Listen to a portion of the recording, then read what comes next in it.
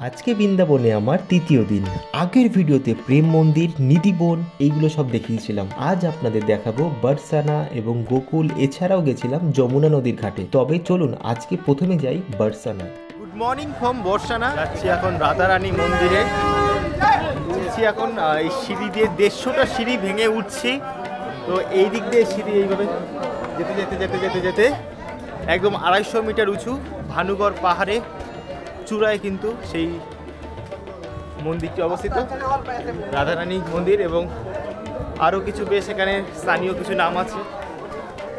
এখনই অলরেডি একটু হাঁপাচ্ছি। মোটে হয়তো এখনও 15টা সিঁড়ি উঠেছি, 150টা সিঁড়ি।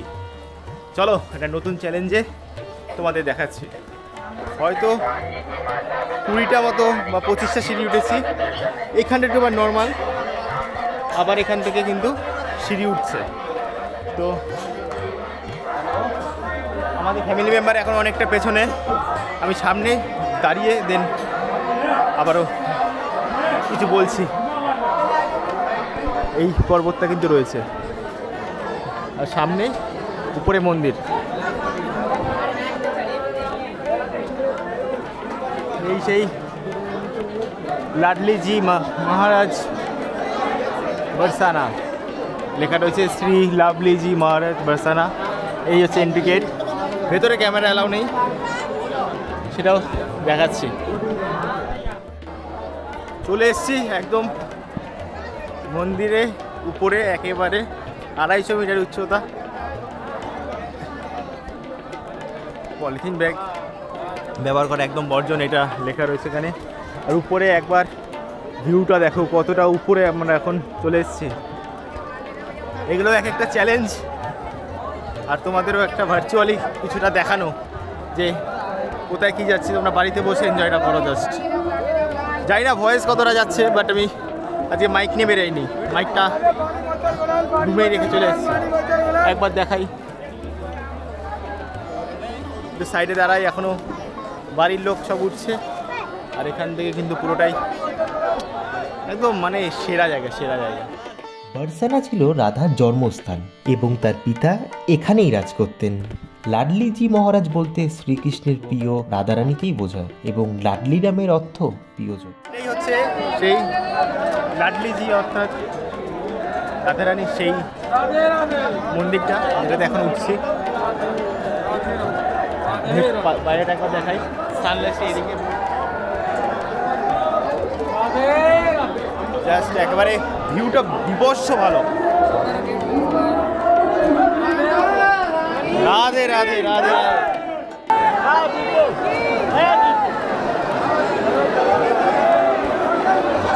তো এখন সামনে এই মন্দির, লাডলিজির মন্দির। ফ্যামিলি আমার সব পেছনেই আছে। আর এখানে আবির পড়ছে অলরেডি, আবিরগুলো মাথায় পড়ছে। তো সেটা দেখাচ্ছি একবার। আবির পড়ছে অলরেডি, এখনও মুখ টুক বুঝতেই পারছো। এই হচ্ছে লাডলিজি অর্থাৎ রাধারানীর সেই মন্দির। ও দারুণ লাগছে। বরসানায় লাঠমার হোলি বিখ্যাত, যেখানে মহিলারা লাঠি দিয়ে পুরুষদের প্রহার করেন।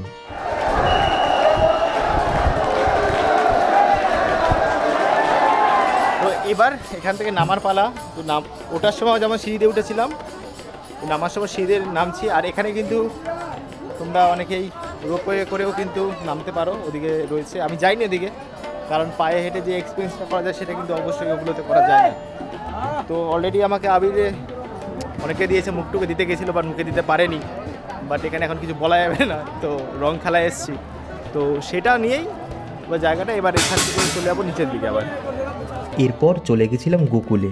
তবে গোকুলের মন্দিরগুলোতে ক্যামেরা অন করতে একদমই দেওয়া হয়নি, তাই বেশি আপনাদের দেখাতে পারলাম না। এসেছিলাম গোকুলে।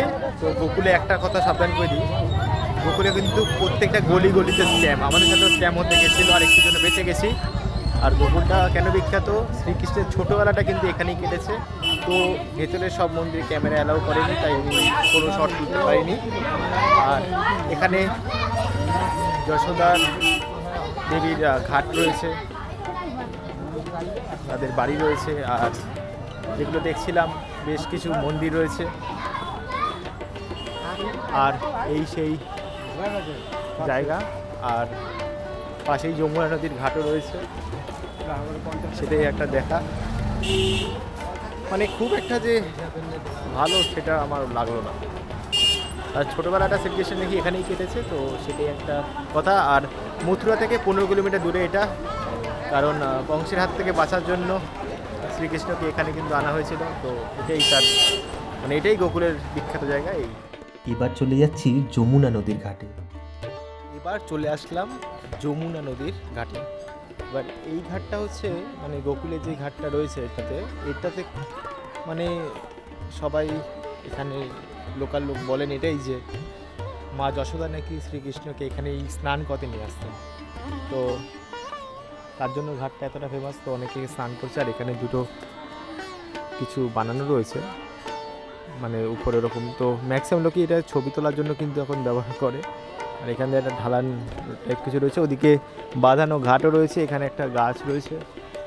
আর পাশে কিন্তু যেমন নর্মাল দোকান বাজার বসে তেমনই কিন্তু কেনাকাটা দোকান থেকে সব কিছু আছে, সিম্পল এই টাইপ অফ আমাদের কলকাতার মতোই।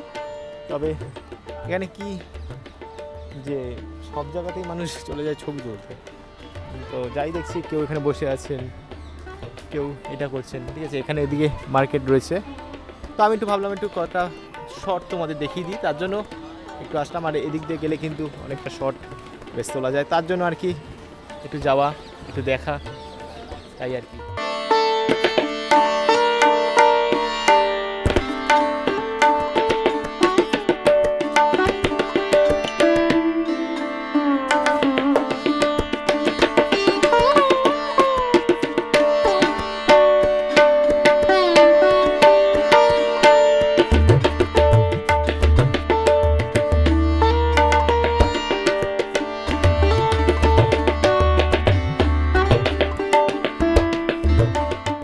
রয়েছে এই ঘাটের অনেক সুন্দর সুন্দর জায়গাগুলো, এখান দিয়ে জাস্ট উঠে ওইভাবে যাওয়া যায়। আর রাস্তা রয়েছে, একটু দেখিয়ে দিলাম। আর সাথে অনেক কিছু তোমাদের ভার্চুয়ালি যেটাকে বলে 6 ইঞ্চ স্ক্রিনে আমি সেটা দেখিয়ে দিলাম, বা কেউ ল্যাপটপে দেখছো, বা কেউ ফোনে দেখছো, বা কেউ টিভিতে দেখছো, তো জাস্ট ভার্চুয়ালি তোমাদের যমুনা নদীটা দেখিয়ে দিলাম। মোটামুটি সব কিছু দেখার পর রওনা দিলাম কলকাতার উদ্দেশ্যে। পরবর্তী ভিডিওতে পুরো ফ্যামিলির সাথে দীঘা গেছিলাম, সেগুলো আসতে চলেছে আমার এই চ্যানেলেই। অবশ্যই সাবস্ক্রাইব করে রাখবেন এবং সবাইকে ধন্যবাদ।